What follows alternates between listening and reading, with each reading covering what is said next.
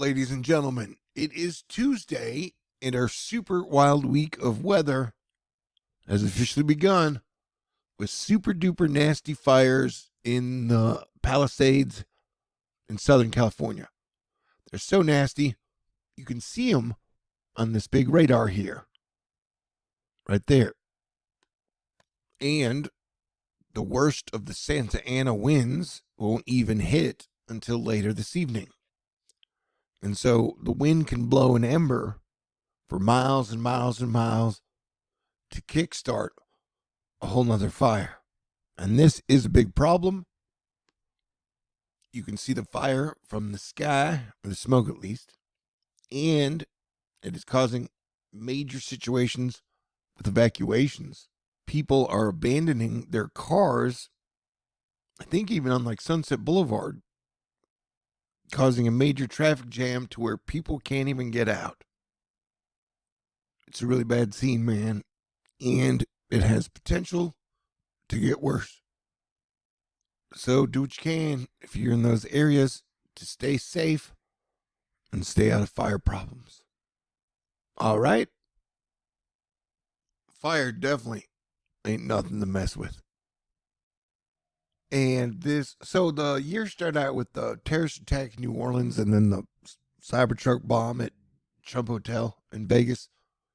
Then yesterday you had the 7.1 earthquake that killed over 100 people near Tibet. And then you had your first tornado in California of the year for everybody. It ended up in California, which seemed like a bad sign. Now you got major wildfires on our 7th day. So, in the Bible, on the 7th day, God rested. But in 2025, on the 7th day, apparently Mother Nature's just getting started.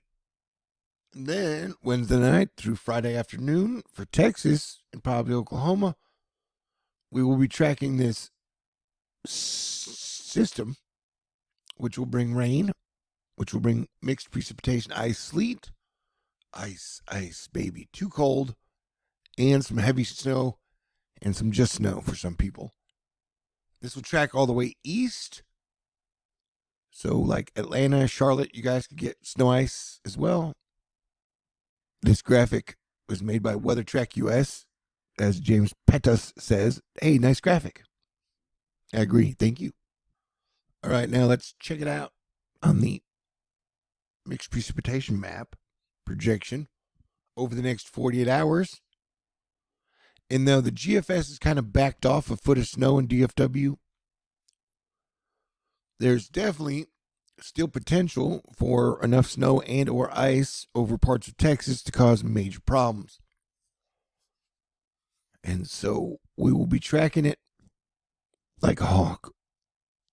And this will definitely affect Oklahoma, the Texarkana area. Oklahoma, Arkansas, Louisiana, Alabama, Mississippi, into the Georgia, the Carolinas, and the Virginias. There's a Virginia and a West Virginia, but there's no East Virginia, South Virginia, or North Virginia. I mean, like on a map, because of the states. Also, incoming re-president Donald J. Trump has renamed the Gulf of Mexico to the Gulf of America. And to us obsessive hurricane watching junkies, it will forever be known as the Gulf of Rapid Intensification. You know, this graphic brought to us by Storm Chaser Nick.